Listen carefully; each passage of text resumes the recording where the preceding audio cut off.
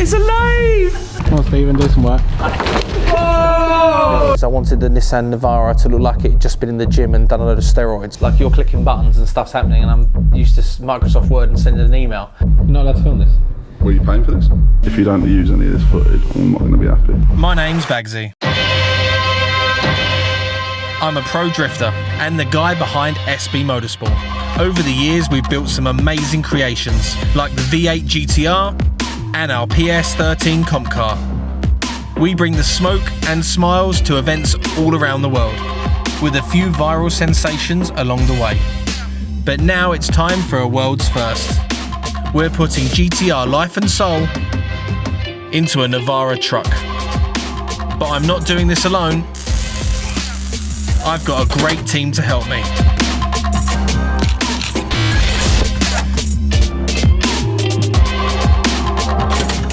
And some of the best partners in the industry.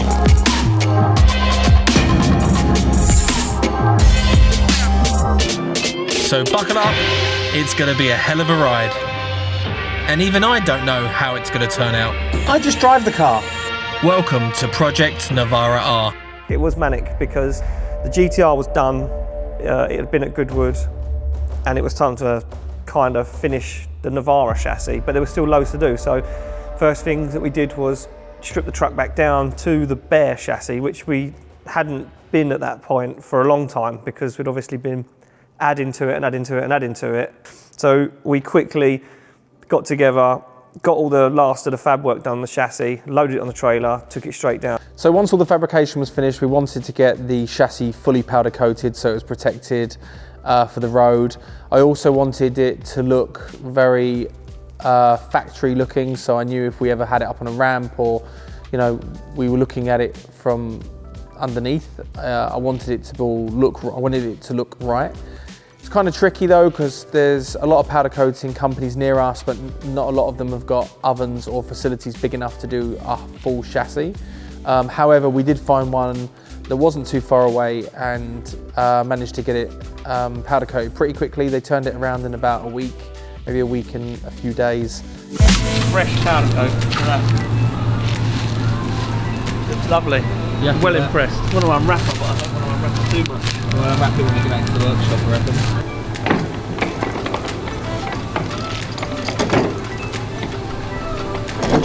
I don't really want to scratch it. I'll let you scratch it first. Oh, and then you'll scratch it after. And then I'll scratch it after. Thanks, mate.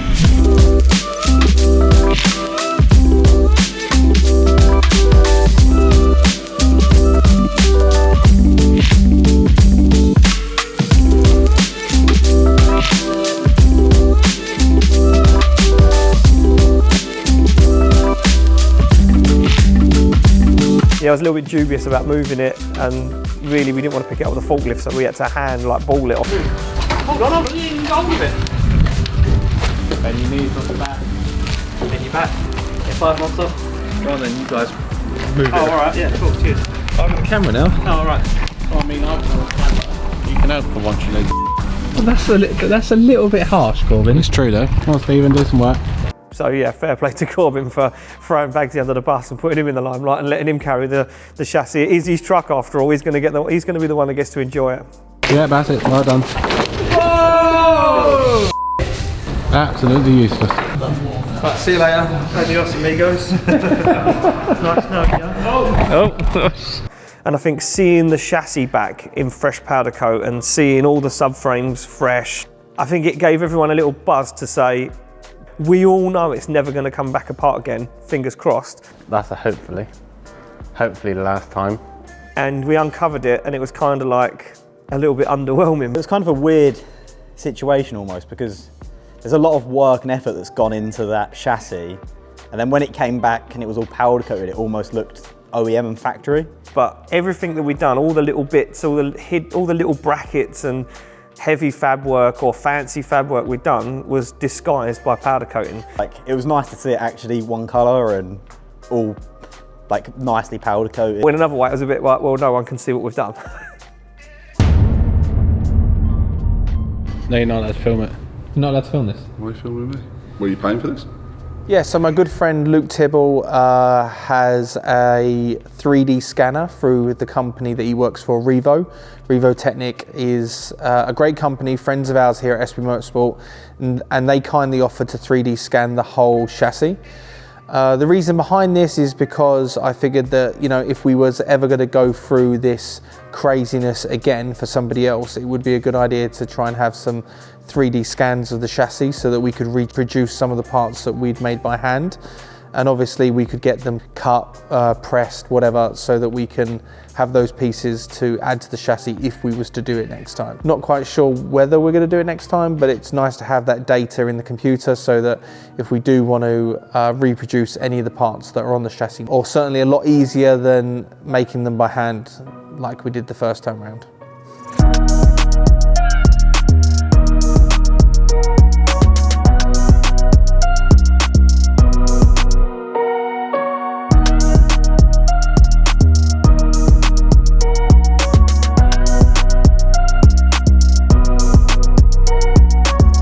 So it took Luke about a day, maybe a day and a half to do the 3D scanning from front to back. It was quite involved. We had to turn the chassis over as well. We spent quite a lot of time making sure that we got it absolutely perfect. So hopefully, if we ever need to reproduce any of the parts, they're in the file. To be fair, I think it motivated everyone because there was a little bit of a lull where it had been to Forge. We had the GT-R project to do, so me and Sam were very busy trying to do that, plus get the race cars done and manage a little bit of the Navara. And when the Navara came back, the workshop had kind of got a little bit more relaxed because there was a lot of the big projects that were done and out of the way. It was end of season, things were slowing down on the motorsport side, so we could concentrate on the truck. And I think seeing the chassis back in fresh powder coat, I think it gave everyone a little buzz to say 2-3 weeks worth of hard work here of cleaning nuts and bolts, cleaning all the arms and re-greasing bearings was like a push that everyone wanted. Within the space of 24 hours, we was balls deep into rebuilding the truck for the final time.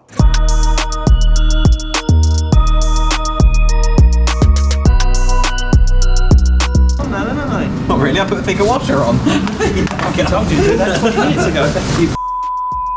You get all emotional because you've done no work. I'll rip your coat. Go for it, look off me. I'll rip the arm clean off of it. Dad's watching on the camera. Do I trust my own workforce?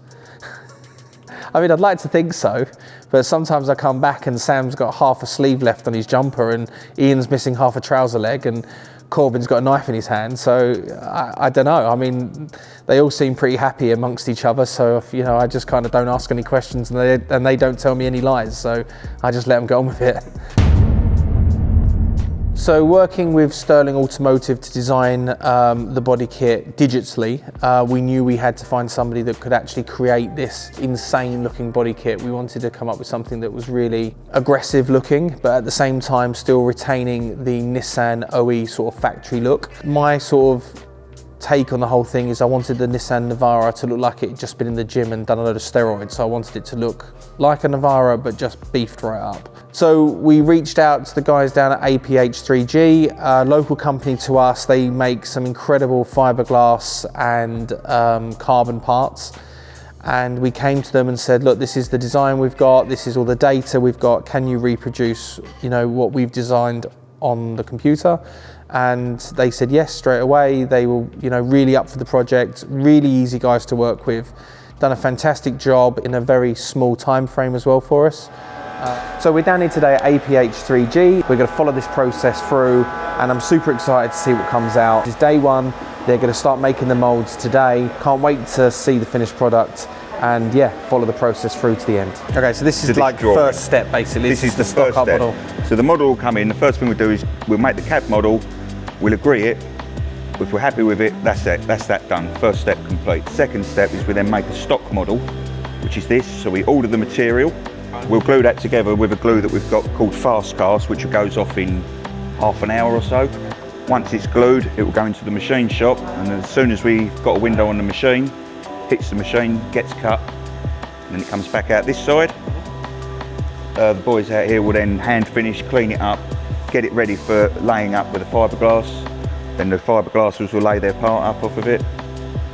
and then those ribs that we've seen on your model will get put back in. Then it'll go back to the machine, cut the ribs, take it off, part done.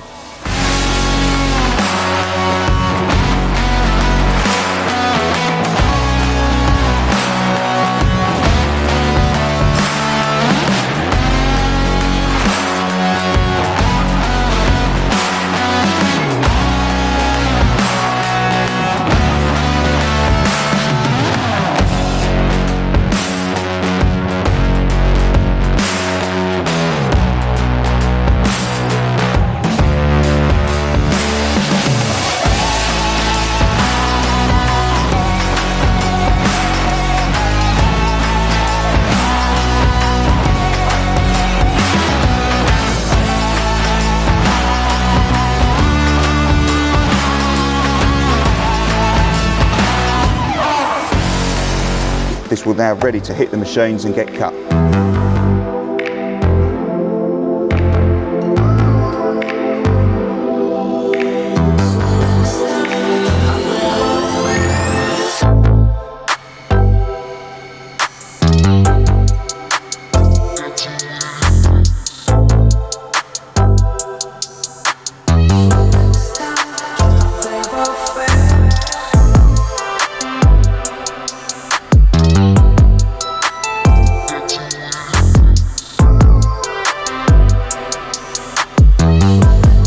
So now we're going to start the spindle going and the program running.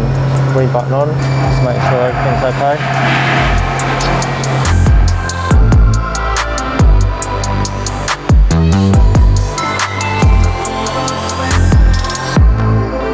Yeah, so we've done our roughing part, so now what we're going to do, we're just going to go over it with like a semi-finish. So we've just done a 45-degree raster cut just to get rid of all the high spots.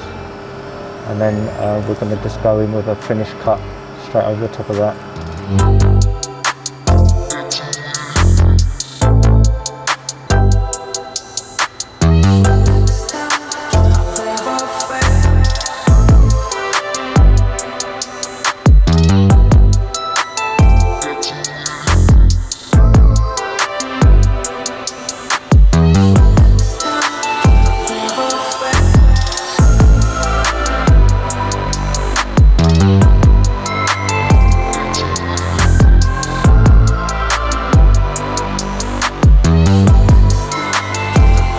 Basically, all this is a 6-to-1 surfacer. We're going to mix it up to 25%, which will give us a thicker primer. But we, again, after we've done the flattening down process, we'll go 35%, which makes it a lot thinner, which means it lays a lot flatter. So that's basically what we're going to be doing.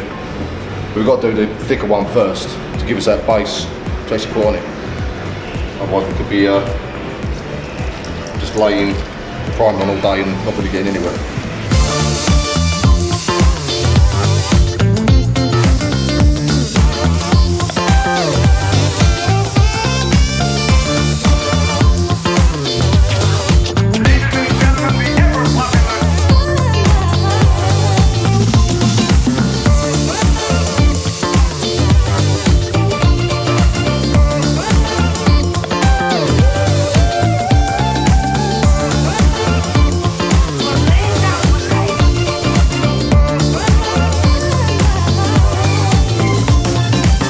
It looks really rough. That's what we're going to take off with the 320. Once we get the second coat on, once it's dried up a bit, we're just going to take all the crap off the top of it basically. Now we'll leave us with a smoothish surface and actually put 2 good layers of primer on.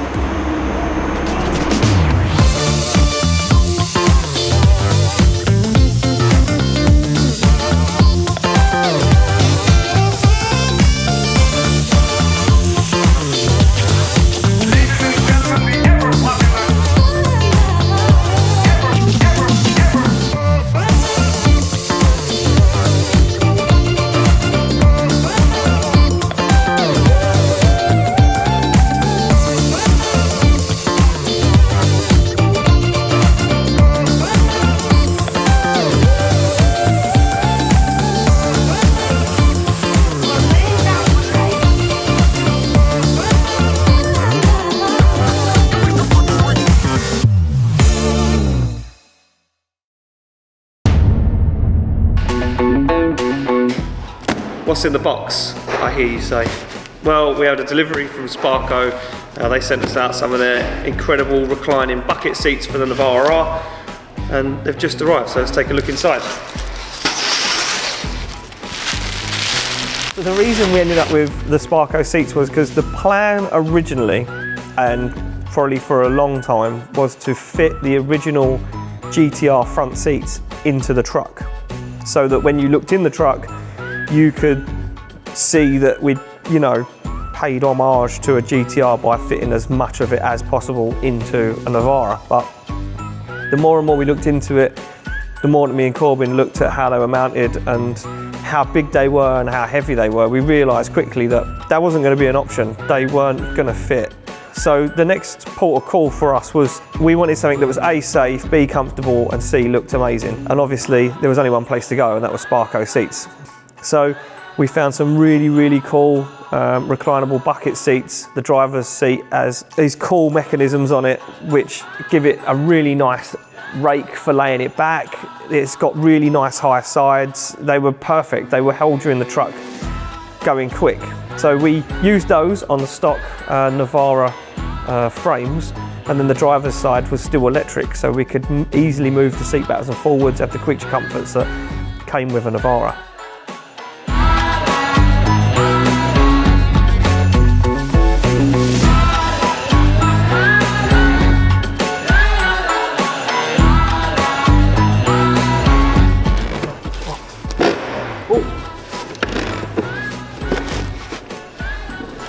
I like that now. Very nice. Let's get them fitted in the truck, eh?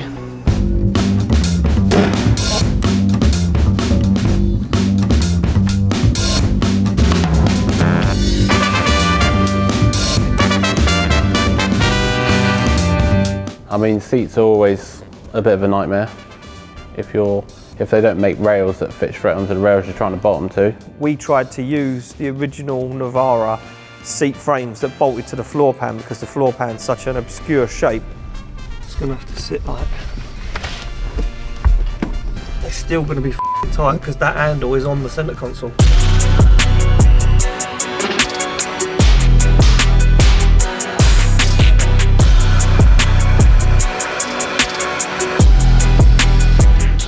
Look at that, that is f***ing, look, and the nut, when they're torqued down, they'll fit perfect with that.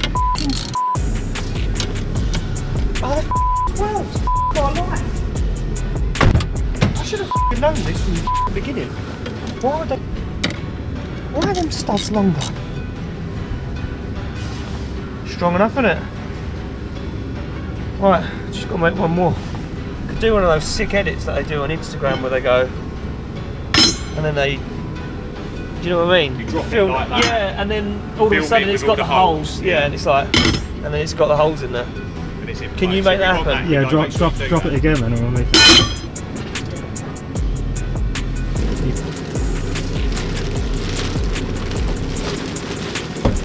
Is that in the middle, is it? That's all the way that way at the moment. The side rail's hitting on these nuts. So, yeah, it's in the middle of that rail. These seats are designed to hold you in the car, so the shoulder part of the seat was a lot broader than the factory Navara chair, so we had to kind of squeeze the seat as far over as to the tunnel or the centre console as we could, so it threw up a few issues. All we did was adapt them, and to be honest, some flat bar was modified. I TIG welded it to the original fixings and frames, and the Sparco seat bolted straight to it. It was fairly easy. Look, we put the seats in the truck, we took the covers off of them, and everyone stood back and said, yeah, they suit the truck straight away. You wouldn't look at the truck and look in it and say, oh, they're seats. They fit in really, really nicely. They're really tastefully done. They're really, really well made, and they suit the rest of the interior of the truck. We've still got the accents on them that fit the door panels and the back seats as well. So, you know, you look from front to back, and to be honest, you would say that they were made for the job because they fit so well. Seats though, they're really nice, aren't they? Yeah, the seats are nice, yeah. Sweet. Some days you get a job that's really hard and it'll take you 5 minutes. Sometimes you can get a job that's easy and it will take you 2 days to do it. That was taking out the steel insert on the top of a branch. So on the back of a VR, there's a two water outlets, and they come together and they go to a pipe that goes in the V of the engine, and then that's the top radiator hose. Unfortunately, the steel insert that was inside that fouled on a piece of the tube work we'd put in the engine bay to hold the strut towers together, and you couldn't get it on and off if you ever needed to work on the truck, and that's not cool. You know, we wanted to be able to, if we had to, take that off. Plus it needed modifying because the pipe was the wrong size. There was a couple of other bits that needed modifying on it, and yeah, to try and take that out was an absolute pain in the arse. They're pressed in there from the factory, so we were never designed to just fall out, but getting it out was hard work, yeah.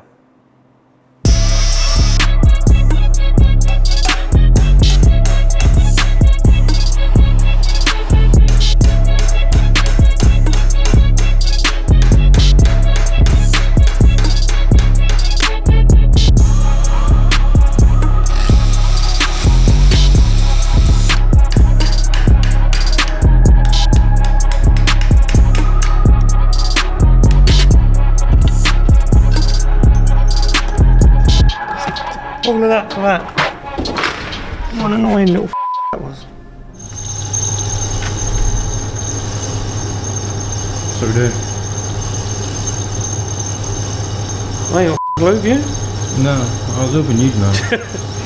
So we removed the steel takeoff pipe for the heater matrix. We're now going to blank that because we're going to move the takeoff pipe because it interferes with the tube on the chassis. So just making a little aluminium bung to put in there to weld around so that it stops the water flow.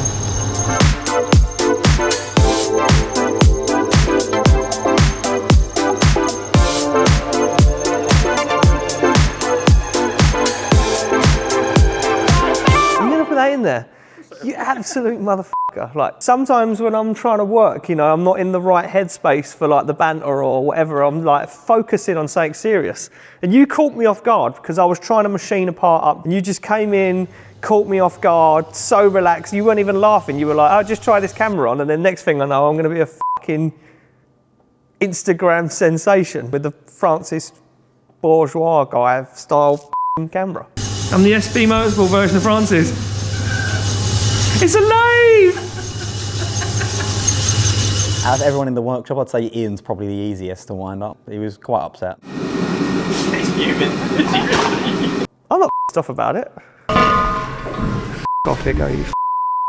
I'm not upset. Listen, you've known me for a long time. I don't get pissed off about a lot. Like, I find it all funny. No, off with the camera, you fucking lying. It's all banter, laugh, fun, life.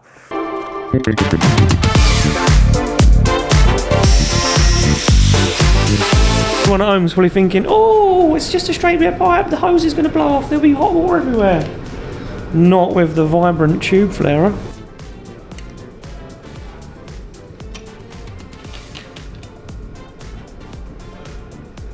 Ta-da! You like that, don't you? I do like that. You're impressed by that?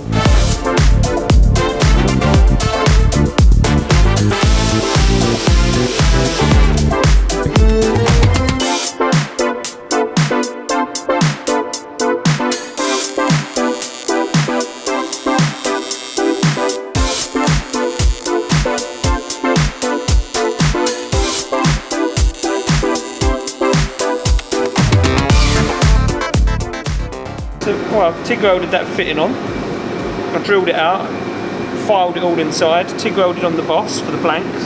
So I moved the outlet for the heater matrix. So both the heater matrices here now. These two are going to go down to the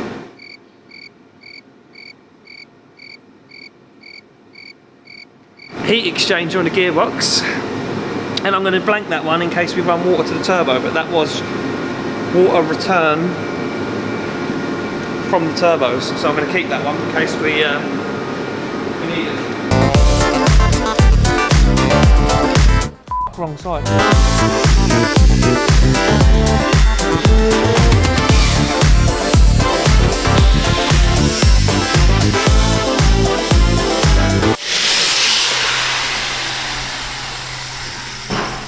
Got a special little gizmo.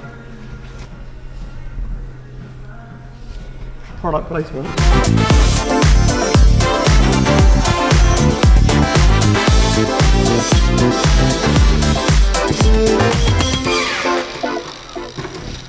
You like that, don't you? Fucking like that, don't you? You naughty boy. Yeah, I think I prepped the cab whilst Corbin was prepping the bed. He would tell you he don't like doing them, but he does love doing it. It's a dusty, messy job that's... why you would enjoy it, I don't know. It's a job that has to be done. Like, look, that's what he did that for a long time, like prepping and painting and stuff like that. So he knows that, like, and he loves working with Corbin. You know, like Sam and Corbin work together really well, and he loves working with Corbin. So if Corbin's doing a job, Sam will be like a little shadow hanging behind him, helping him out.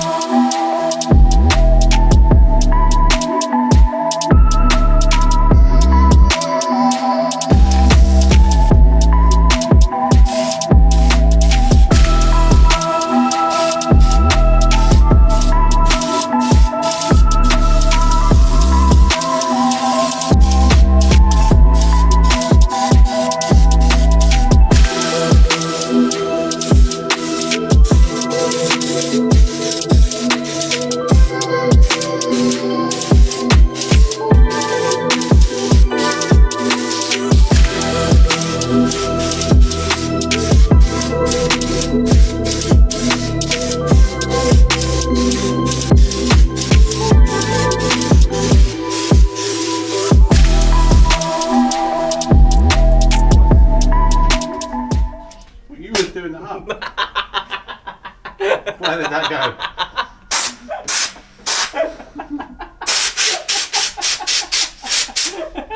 And I think I sprayed him with the raptor coat. I think I sprayed his beard. I think I tried to raptor coat his beard. So as a punishment, he decided to raptor coat my hand. I don't normally just do stuff for no, sometimes I do. Most of the time I don't do stuff for no reason, so he's probably done something. If he decides he's going to do something, he's going to do it. No. It won't.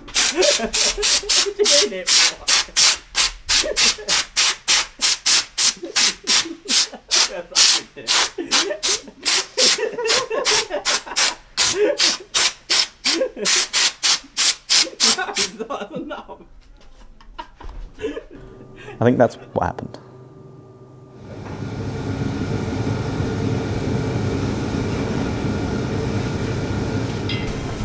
I think it looks a bollocks. Yeah, it's really good, isn't it? Mega. It's like a bed lining, isn't it, almost? I mean, that's what it is, yeah. It's called truck bed liner. It does sound tin. Like Ronsil, that's exactly what it says on the tin. Just surprised we were able to do it. It lines the bed.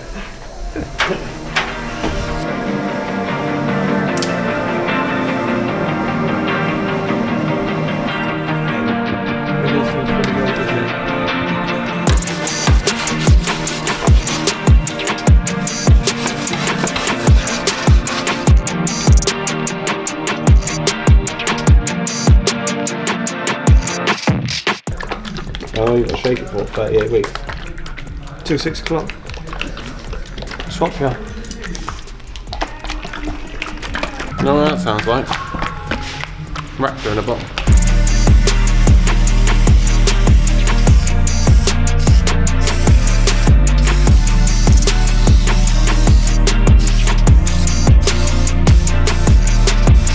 How long does it take to swap, Bob? 3 hours? No, I don't know. What's it like to apply that raptor coat? Alright.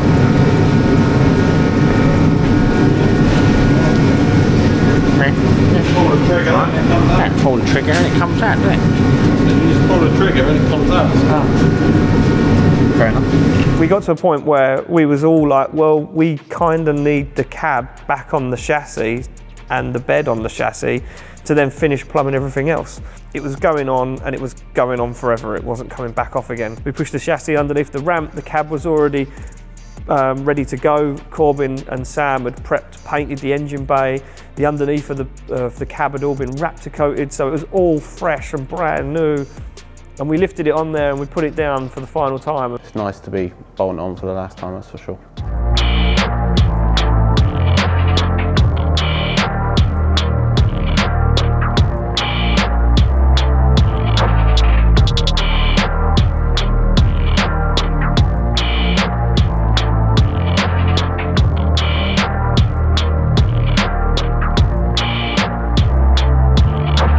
It's nice to see it all going together for its final assembly. Obviously, we'd had the cab on it before and we've had the bed on it before, but it was just nice to see it that like this is, should be the last time it all goes together, and realistically we shouldn't have to take it apart any other times unless we're making some sort of modification or drastic things. We are back at APH3G, the company behind building the Nissan Navara-R body kit. Come to see the progress today. We have got some of the moulds done. They're going to start putting some fiberglass into them shortly, and yeah, the first actual piece of the body kit is going to be produced today, which is super exciting, and really looking forward to following the process to see what goes into making the Nissan Navara-R body kit.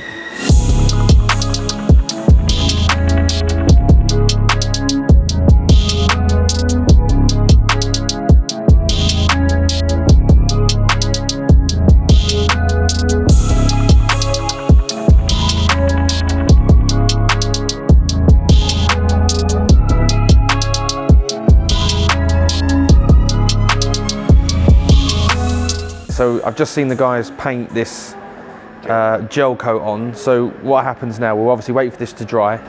Yeah, it goes tacky. Don't let it go dry, just let it go off. Tacky. Yeah, and then they got to paint another layer on. Another layer on after that. Okay. And then that's the gel coat of the outside of like the fiberglass, the part you'll right? be seeing. Okay. Yep. And then after that, they'll probably chucks down some choppy strands, which is just little tiny glass fibres. And then lay up three layers of matting on there, create a 3 mil thick. Done.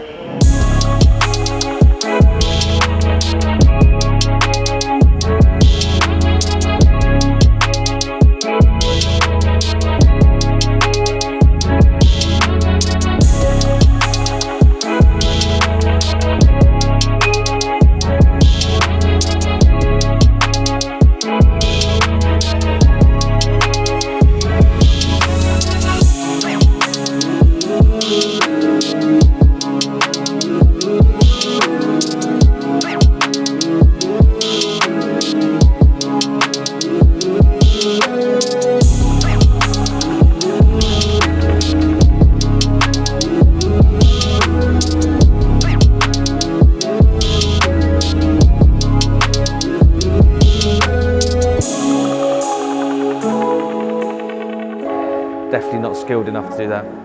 It sounds so easy, like when you think about the fact that it's just a piece of paper they printed, went on a board, and then obviously the excess of the board got cut up into pieces and they block it all up. Then it goes into a machine and they cut the profile of the shape of, you know, the rear quarter panel. I mean, I'm making this sound a lot easier than it is. Just the building of the, you know, CAD and the design, and then actually making the program to cut it is probably... It was amazing to go down there and see every step of the body kit being created.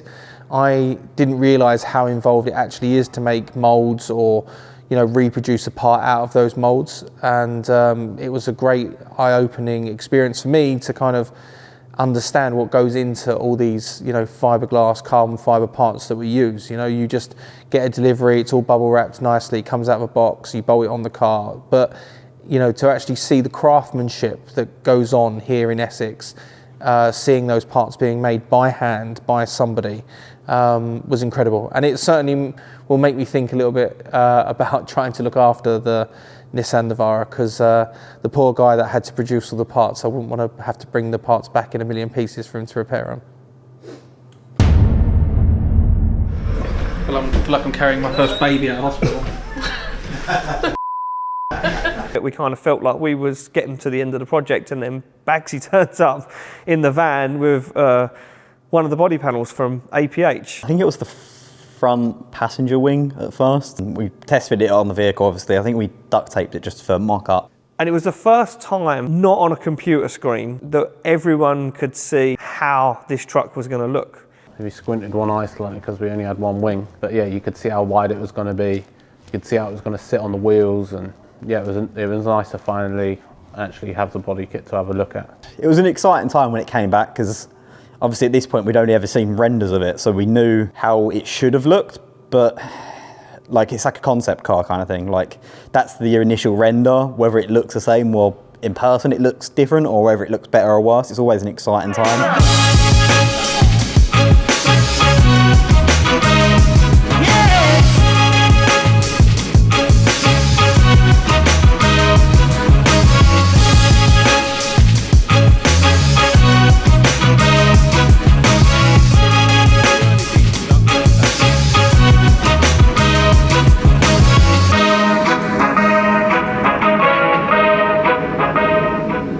Good to see them both on there, wasn't it?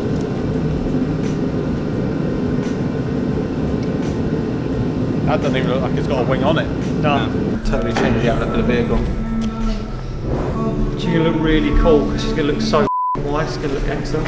Yeah, like the panel fitted near on bang on. There was obviously a few bits to tidy up and all that on the edges and mounting surfaces, but once we tidied them up it fit amazing, and it did actually look really nice. I'm one of these guys that, yeah, it looks cool on a computer screen, or it looks cool on your phone, or it looks cool in this. When you actually see something in real life is when you get a real perspective of how wide it is, how aggressive the thing is going to look. Because you can take a photo of a full KA and, you know, with a bit of Photoshop on it, it can look gangster, but it's not real, you know. Until you see it in the flesh, you understand what this thing is going to become. And we held the panel on the truck and we used some gaffer tape to hold it on there. And I think we all stood back and said, Jesus Christ, this thing is going to be insane. But not only is it going to be insane, we have now just opened up a whole nother month, 2-3 months worth of work. We hadn't had a deadline for this truck in 2 years. All of a sudden, it's Christmas, the truck's 50% together, and there's a deadline. You got 10 people trying to work on one truck in 1 week. It was a disaster. I'm currently shooting the video. Here you go.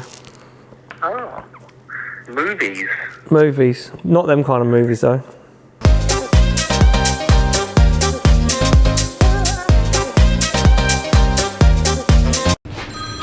Oh, Saved by the Bell. Who is it? Call them back later. Who was it? Go on, tell us on camera who it was, or you just binned off. Pretending you're busy.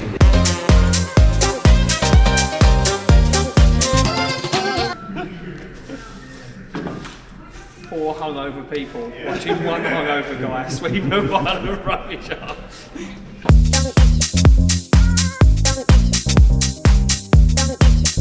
No photos yet, mate, sorry.